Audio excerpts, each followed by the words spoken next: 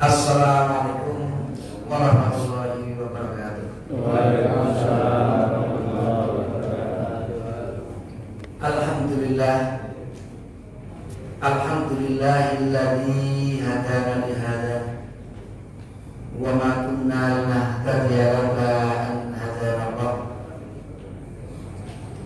Asyhadu an la ilaha illallah wahdahu la syarika lah wa asyhadu anna Muhammadan abduhu wa rasuluhu la nabiyya ba'dah. Allahumma sholli ala Muhammad wa ala alihi wa ashabihi ajma'in. Amma ba'd. Hadirin hadirat sekalian yang berbahagia, pertama mari kita selalu panjatkan puji syukur kehadirat Allah Subhanahu wa taala atas segala nikmat yang telah diberikan kepada kita semua, khususnya nikmat iman dan Islam. Bapak-bapak, ibu sekalian yang berbahagia, jadi ini tadi tidak menyangka kalau ternyata acaranya seperti ini. Jadi bayangan saya tadi yang sholat isya itu pengajian dulu sambil menunggu KMM yang dari mana-mana itu, sehingga nanti ada 2 pengajian, tapi ternyata langsung pengajiannya seperti itu. Atau kemarin bahkan rencananya pengajiannya dibarengi melanjutkan tema di masjid ini, kemudian nanti sambil menunggu kedatangan temanya berlanjut. Kalau tema di masjid ini yang terakhir itu sampai sholat, temanya sholat, sampai sholat tabarruk. Kita mengkaji terakhir di sini itu terkait dengan sholat tabarruk yang muqayyad dan yang rawatib.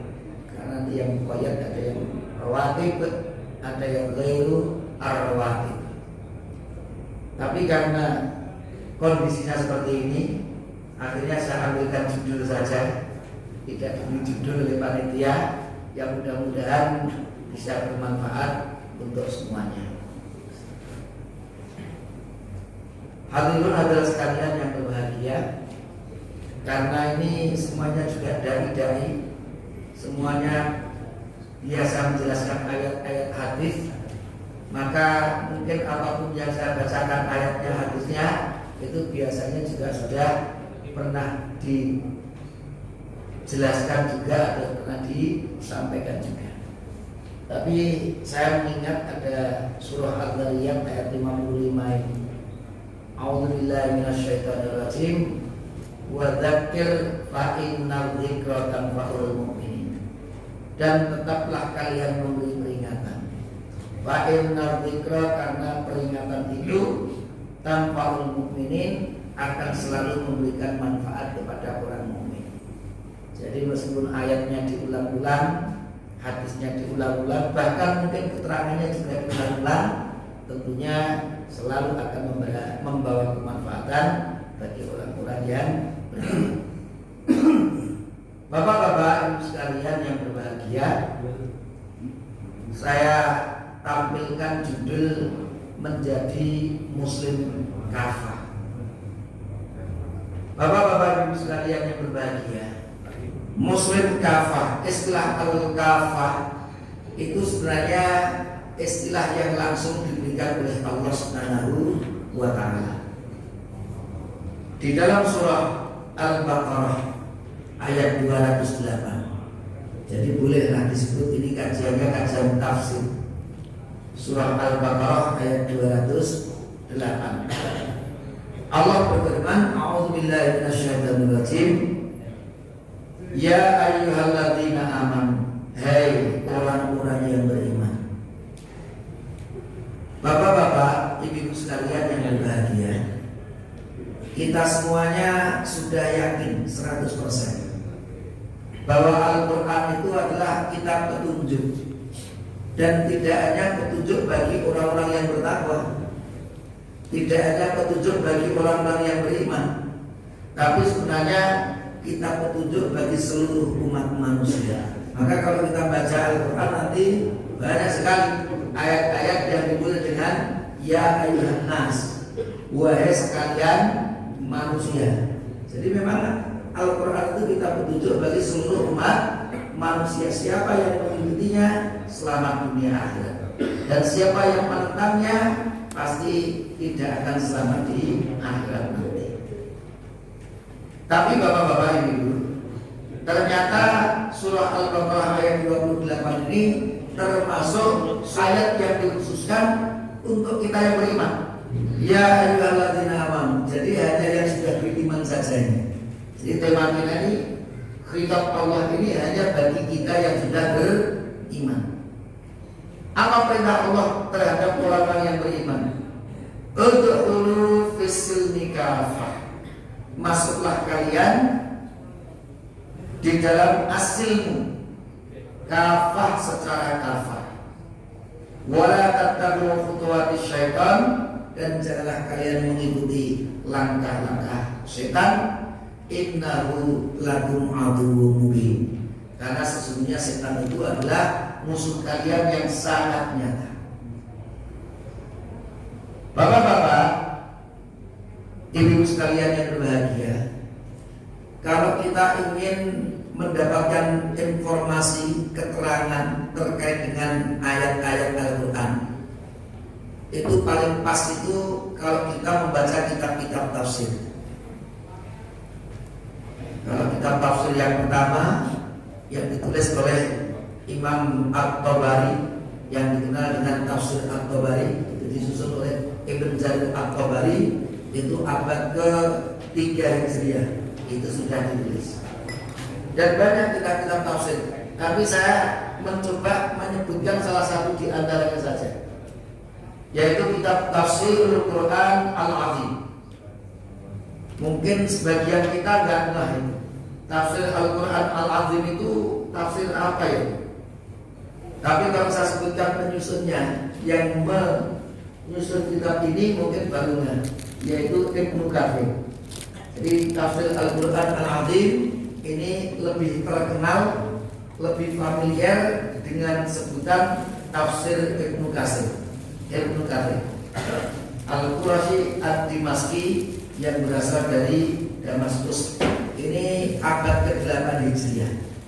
Jadi sudah 5 abad sejak munculnya kitab tafsir yang pertama yang disusun oleh Ibn Jarir At-Tabari.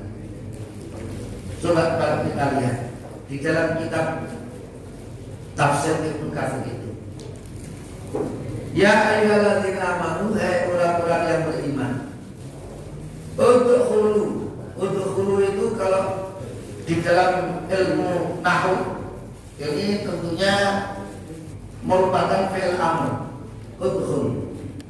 Udkhulu, masuklah kalian.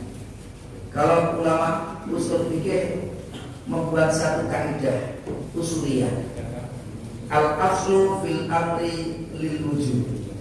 Asal dari perintah itu menunjukkan wajib. Jadi udkhulu di sini, masuklah kalian ke dalam as-silmu. Itu masuklah kalian ini hukumnya wajib. Fis-silmi, as-silmu itu kalau dalam kitab tafsir Ibnu Katsir itu ternyata punya dua makna. Kalau di dalam tafsir dari Kementerian Agama yang resmi itu, masuklah kalian atau kamu ke dalam Islam. Tapi ternyata kalau kita lihat dalam kitab tafsir Ibnu Katsir ada dua makna, udkhulu fis-silmi. As-silmu yang pertama itu sama memang seperti yang di terjemahkan di Kemenak itu. Jadi udkhulu fil Islam, masuklah kalian ke dalam agama Islam ini. Tapi makna yang kedua, udkhulu fis-silmi itu adalah at-tha'ah, masuklah kalian ke dalam ketaatan ini. Jadi perintah untuk masuk di dalam ketaatan. Tentunya taat untuk selalu mengikuti syariat Allah Subhanahu wa ta'ala. Ada dua makna dari asli. Kafah ternyata sudah masuk ke dalam bahasa Jawa. Kabeh. Kafah itu artinya kabeh. Jami'an, dari A sampai Z, kira-kira begitu. Jadi menjadi seorang muslim yang kafah itu menjadi seorang yang selalu taat dengan aturan Allah dari A sampai Z, itu berarti menjadi muslim yang kafah. Bapak-bapak, ibu-ibu sekalian yang berbahagia, ternyata kalau kita perhatikan ayat yang kita bahas ini termasuk ayat yang ada sababul nuzulnya. Karena Al-Quran itu sebenarnya sebagian besar ayat-ayatnya itu tidak ada asbabun nuzulnya. Karena memang fungsi Al-Quran yang pertama itu sebagai kitab petunjuk. Jadi tidak ada peristiwa yang mendahului pun secara berkala Al-Quran itu diturunkan oleh Allah kepada Nabi Muhammad sebagai kitab petunjuk bagi seluruh umat manusia. Kalau menurut keterangan Abdullah bin Abbas, kalau kita belajar ulumul Quran, keterangannya bahwa Al-Quran itu turun dari Lauhul Mahfuz ke Baitul Izzah yang ada di sama di dunia. Itu jumlah terwahidan. Jadi turunnya itu langsung satu mushaf itu turun dari Lauhul Mahfuz sampai sama di dunia, langit dunia, di Baitul Izzah di langit dunia. Nah dari Baitul Izzah di langit dunia itu diturunkan lewat malaikat Jibril kepada Nabi Muhammad kurang lebih sekitar 23 tahun. 13 tahun di Mekah dan kurang lebih 10 tahun di Madinah.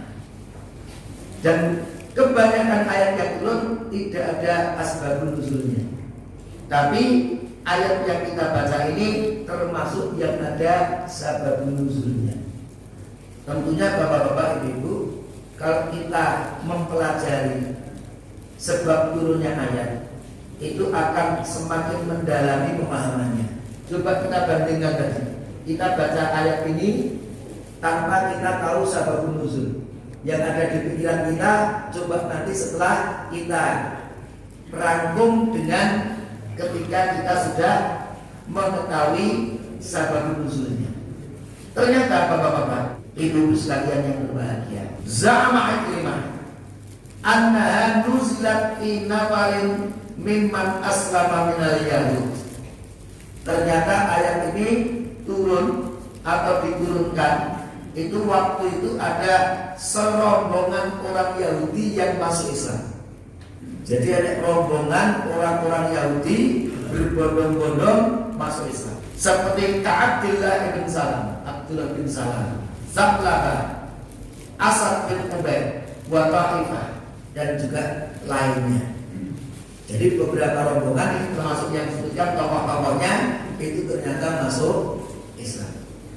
Kalau saya baca mass media terakhir ini, ada ratusan ribu penduduk Austria asli itu masuk Islam. Mereka sudah banyak yang tidak percaya dengan tanda kutip tempat ibadah mereka atau pendeta mereka, karena macam-macam beritanya begitu. Dan ternyata berbondong-bondong masuk Islam. Ternyata di zaman Rasul pun juga seringkali ada sekelompok orang yang datang kepada Rasul untuk menyatakan keislaman. Tapi yang menarik di sini, istadzanu Rasulullah. Orang-orang Yahudi tadi setelah masuk Islam itu minta izin kepada Rasul an yusbitu untuk tetap bisa beribadah di hari Sabat. Karena orang Yahudi itu punya salah satu ibadah namanya ibadah di hari Sabat. Hari Sabat itu disebut hari istirahat. Ke 6 hari itu kerja keras, itu hari Sabat itu hari untuk apa itu beribadah kepada Tuhan mereka. Kebiasaan ibadah mereka. Mereka masuk Islam, tapi minta kepada Rasul masih bisa ibadah di hari Sabat. Wa ayyuqimu bit-taurati lailan, dan agar mereka bisa melaksanakan kitab Taurat di malam harinya. Jadi kenyang. Nek siang hari, pagi sampai sore saya pakai Al-Quran. Ning mbok yo nek bengi aku jek iso nganggo kitab Taurat. Maka turunlah ayat ini. Hei orang-orang yang beriman, orang-orang yang sudah bersyahadat menjadi seorang muslim, menjadi seorang mukmin, udkhulul muslimin kafah. Masuklah kalian ke dalam Islam ini ke dalam ketaatan di dalam berislam ini kafah secara menyeluruh, jangan pilih-pilih. Dan ini bapak-bapak ibu sekalian yang berbahagia, ini sangat pas dengan zaman kita. Katanya zaman kita itu sekarang zaman oplosan. Nah, orang dioplos itu rapot, minuman oplosan kan gitu.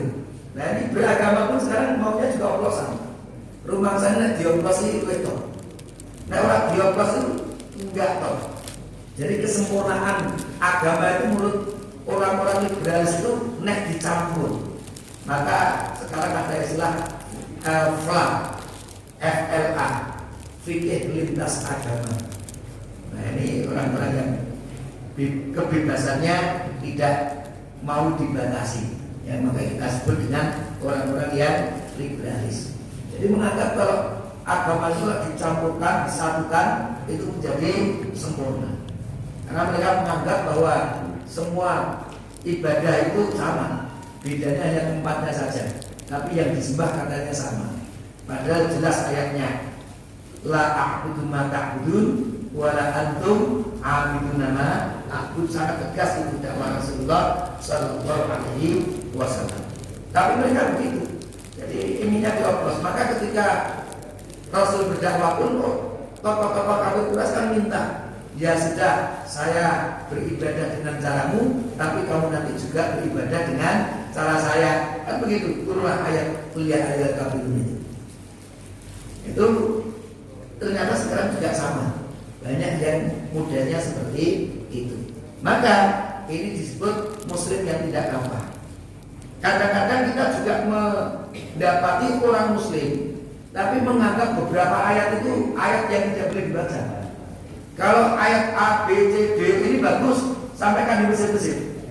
Tapi kalau D, E, F ini ayat bahaya, ini nggak boleh dibaca. Loh, ayat itu nggak boleh dibaca itu kenapa? Takut dengan ayat.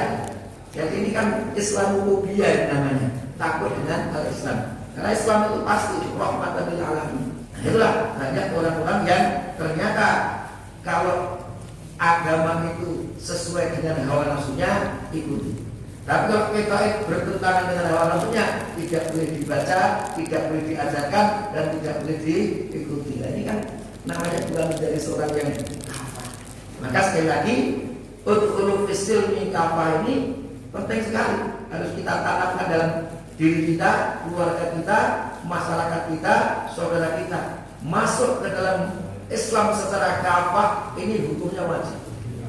Jangan sampai kita menjadi muslim ceng-cengpo, senengane oplosan. Nanti kalau mereka biasanya menyebut kalau kita itu sangat berpegang teguh dengan keyakinan dan syariat kita, itu kadang-kadang disebut kamu itu muslim yang eksklusif. Jadi muslim ini ya inklusif begitu loh, jangan eksklusif. Misalnya memang tidak mau membaur. Tentunya kalau dalam berakidah, sekali lagi kita tidak boleh campur-campur. Saya gambarkan ke ya, bapak-bapak ibu. Kalau kita punya aqua 1 liter itu, yang besar itu, kan segar itu tidak diminum. Tapi kemudian saya bilang, Pak, ini saya kasih aqua 1 liter, tapi saya ambilkan 1 sendok kecil saja, 1 sendok teh dari peceran atau dari WC, produk kuning sidik, campurin, oplos, monggo diminum. Kira-kira belum minum apa kita? Nggak mau kita, meskipun sidik lah. Itulah ketika kita itu meyakini bahwa yang kita miliki itu bersih, kita dicampur nggak mau. Tapi mereka yang tidak meyakini kebersihan, itu nyampur dengan lebih bersih mau, oplosan mau, WC ngoplos dengan yang bersih mau, tapi yang bersih dioplos dengan WC ya nggak mau lagi. Dan sekecil apapun nggak mau lah. Gambaran kita boleh silakan mereka menuntut kita eksklusif, kita menutup diri dan lain sebagainya, tapi itulah Islam yang bersih, jangan sampai tercampur dengan akidah yang rusak. Kemudian Allah berfirman, wala tattabi'u khutuwatis syaitan. Ketika Allah memerintahkan kita untuk menjadi muslim yang kafah tadi, yang menyeluruh dari A sampai Z, mengapa kok kemudian Allah melanjutkan wala tattabi'u khutuwatis syaitan? dan janganlah kamu mengikuti langkah-langkah setan. Ini ternyata para mufassir menyatakan bahwa penghalang utama, musuh terbesar untuk menjadi seorang muslim yang kafah itu adalah setan. Itu peringatan. Perintah untuk menjadi muslim kafah, jangan ikut langkah setan. Artinya kalau kita mengikuti langkah setan, kita tidak akan mungkin menjadi muslim kafah. Jadi ternyata luar biasa hubungannya. Untuk menjadi muslim kafah, kita harus jauh dari langkah-langkah setan. Lalu pertanyaan saya, bapak-bapak, ibu-ibu, siapakah setan itu? Siapa itu setan? Mungkin saya pancing dengan pertanyaan. Allah menciptakan makhluk yang berakal itu berapa macam? Satu, manusia diciptakan oleh Allah dari tanah. Walaqad khalaqnal insana min sulalatin min tin, kan gitu kan. Kemudian Allah menciptakan malaikat dari cahaya. Itu jenis makhluk yang berakal yang kedua. Yang ketiga, Allah ciptakan dari api. Wa khalaqal janna min marijin min nar. Allah menciptakan jin itu dari api. Jadi kalau tanah manusia dari cahaya, itu malaikat, dari api itu jin. Sekarang saya tanya, setan itu gimana ini setan ini? Diciptakan dari apa? Kalau dari api, jin itu berarti. Baik, kalau begitu kita coba membaca ayat yang lain untuk mendekatkan kita memahami siapa itu setan. Di dalam surah Al-An'am ayat 112, Bapak-bapak, ibu-ibu sekalian, Allah berfirman, A'udzubillahi minasyaitonir rajim, wa kadzalika ja'alna likulli nabiyyin aduwwan. Dan demikianlah kami jadikan setiap nabi, utusan Allah itu pasti ada musuh. Nabi Ibrahim ada siapa? Namrud.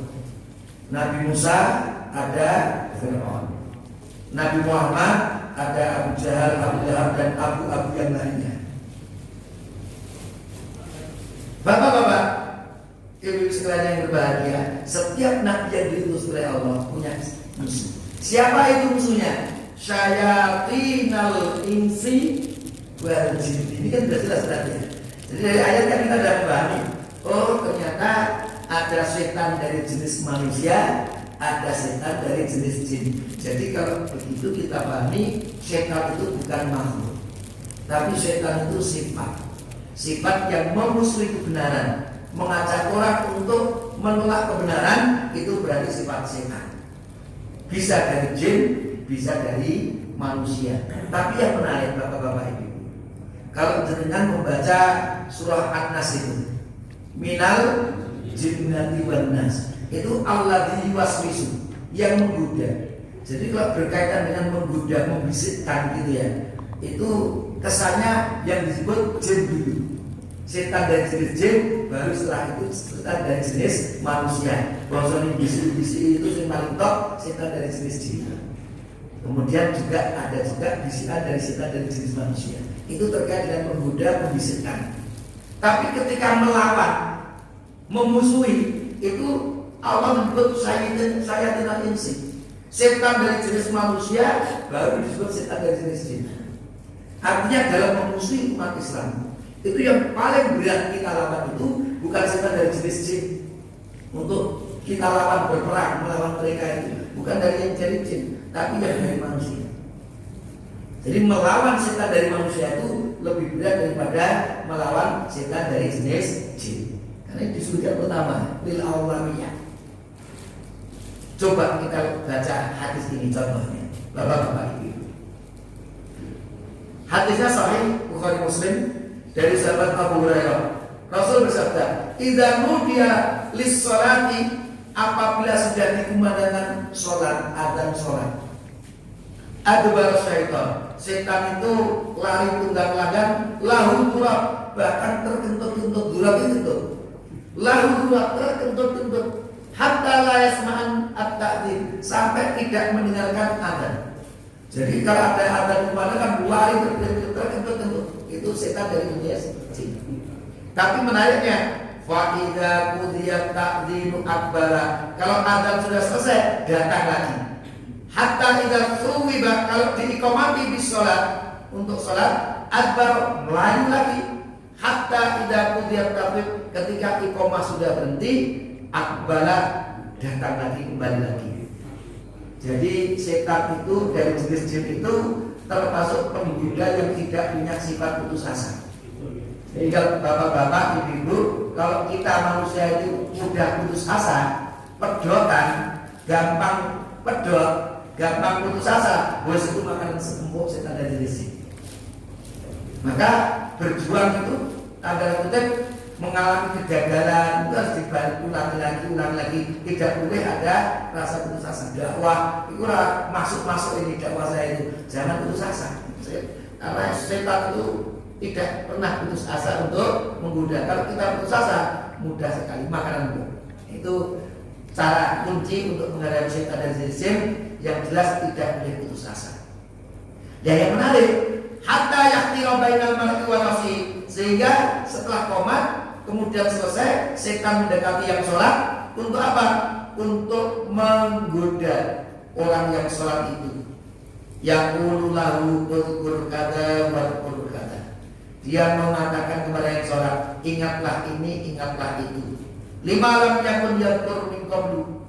Padahal dia sebelumnya tidak ingat. Bapak-bapak, ibu-ibu, jangan-jangan kita termasuk yang pernah nyari kunci nggak ketemu. Tidak kunci motor begitu Allahu Akbar.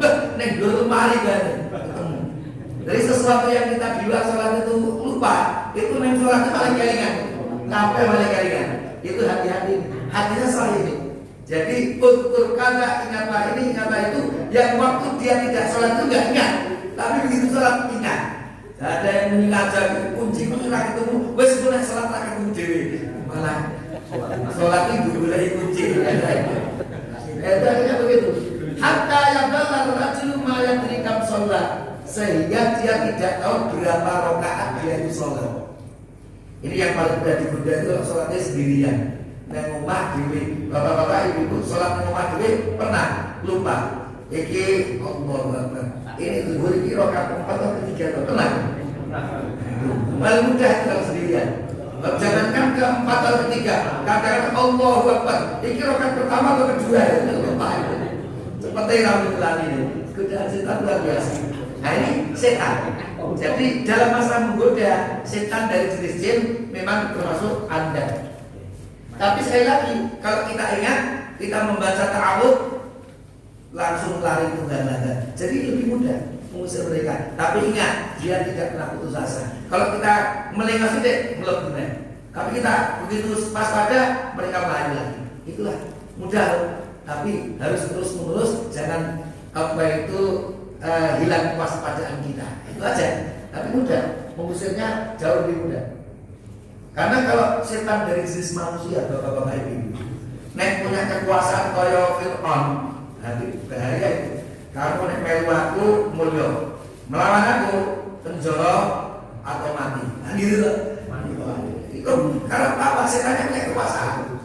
Kalau setannya punya uang beda lagi. Ada ustaz kiai yang bahkan hafal Quran, sholatnya Allah, luar biasa. Sholat subuh mungkin 10 menit. Tapi begitu Pak Ustaz, ini melu aku itu ini perskotnya 10 miliar dulu ya. Nanti kalau udah menang tambahi 50 miliar, itu udah hilang tuh sholatnya. Tapi apa ini? Godaan permusuhan setan dari jenis manusia itu luar biasa beratnya menghadapi. Nah kita luar biasa. Jangankan kok miliaran, rokaat saya pindah. Iya kan? Rokaat saya itu serangan baca pindah, 100.000 pindah. Enggak perlu pakai miliaran. Itulah bapak-bapak ibu, ternyata daya musuhnya itu luar biasa menghadapi setan-setan dari jenis manusia. Lalu pertanyaan selanjutnya, siapa itu iblis? Tadi 3 macam loh, dan iblis lagi. Iblis itu siapa itu? Bapak-bapak ibu, kita bisa memahami siapa itu iblis dari surah Al-Kahfi ayat 50. Coba kita baca. Wa idh qulna lil malaikati, dan ketika kami berfirman kepada para malaikat, usjudu li Adam, sujudlah kalian kepada Adam, fasajadu illa iblis. Mereka bersujud kecuali iblis. Nah ini keterangannya yang saya kasih garis besar. Candaannya ketemu. Karena minal jinni fa fasaqa an amri rabbi. Dia itu adalah dari golongan jin. Jadi iblis itu jelas dia dari golongan jin, berarti termasuk yang diciptakan oleh Allah dari api. Maka sekarang amri Rabbi, dan dia mendurhakai perintah Tuhannya. Artinya ini bisa digambarkan iblis ini nenek moyangnya jin yang kafir, jin yang durhaka kepada Allah itu mbah-mbah jin yang kafir itu ya iblis ini. Itulah iblis.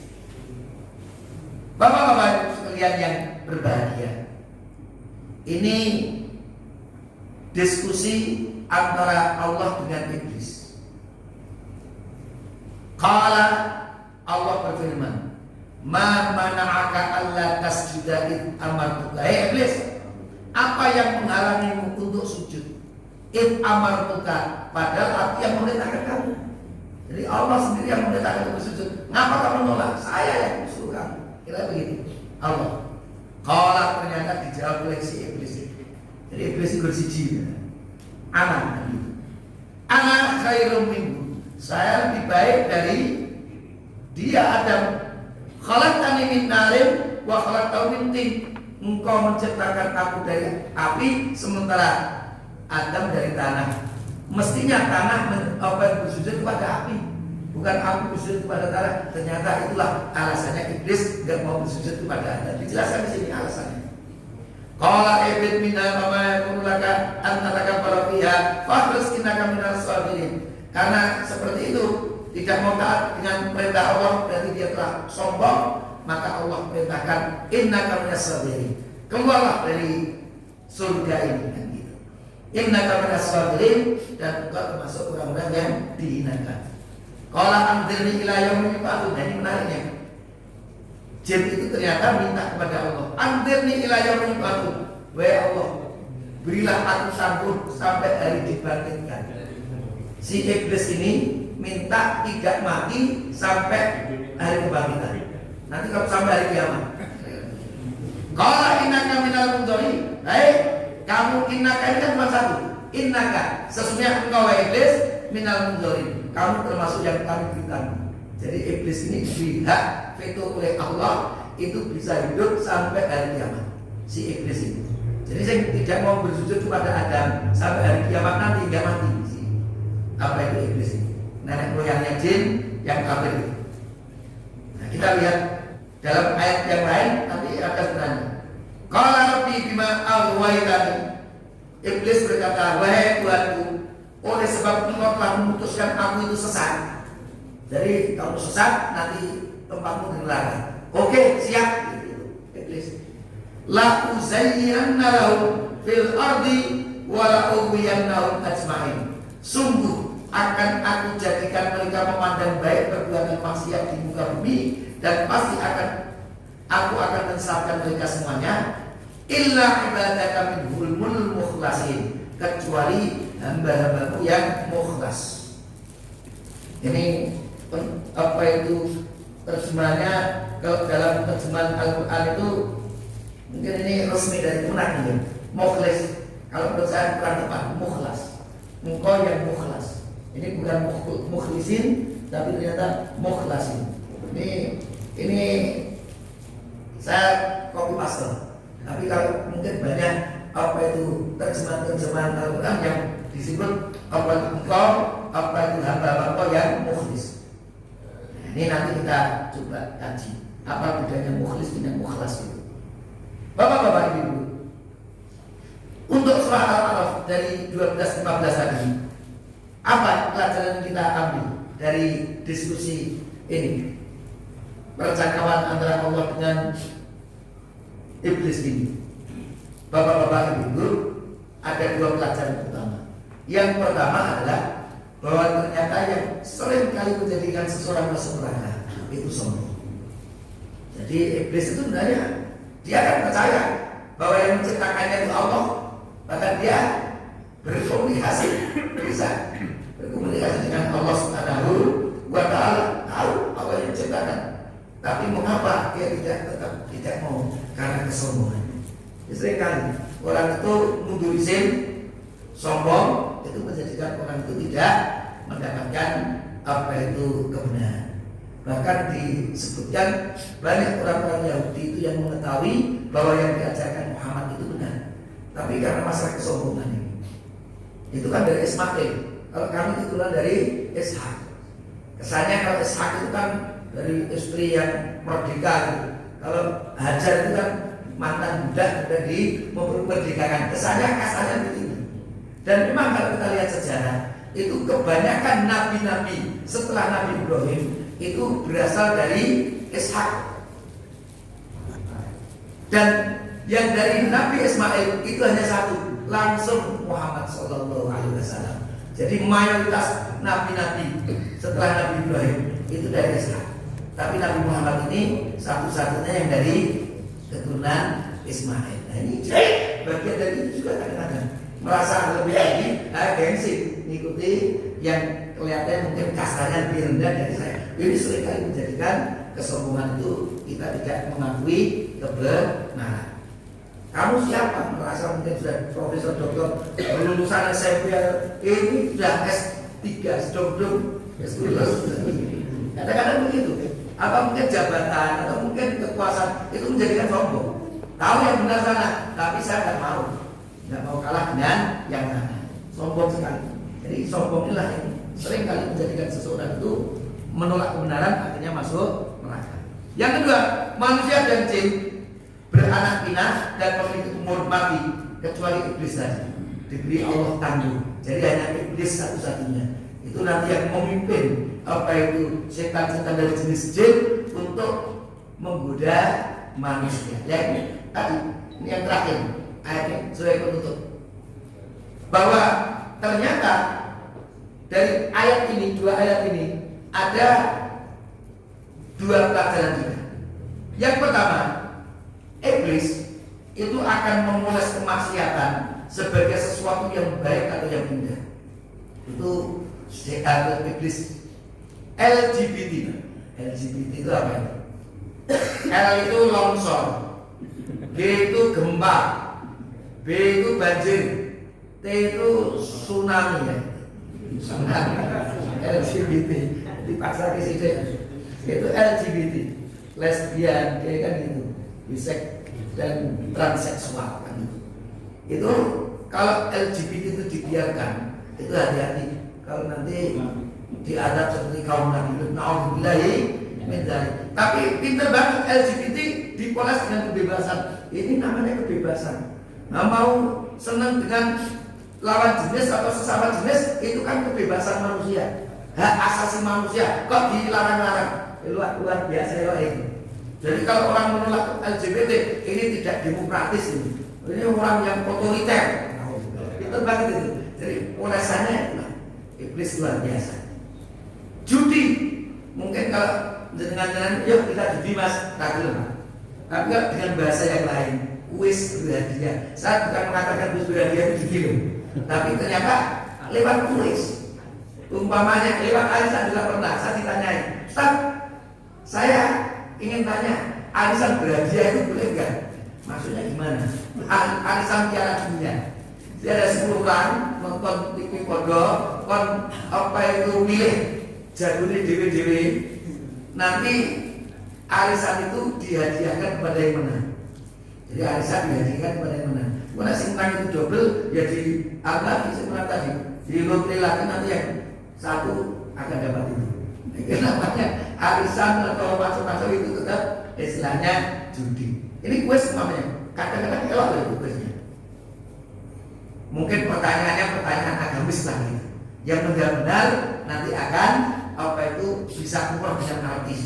Bahkan benar itu. Jadi kuisnya kan gitu. Nanti yang A, B, C yang benar umroh dengan artis. Yang benar nanti diundi. Coba itu. Satu SMS harganya 2.000. Bapak-bapak pernah nyari SMS itu dari 2.000? Boleh saya gratis. Tapi nanti kuis ini satu SMS harganya 2.000.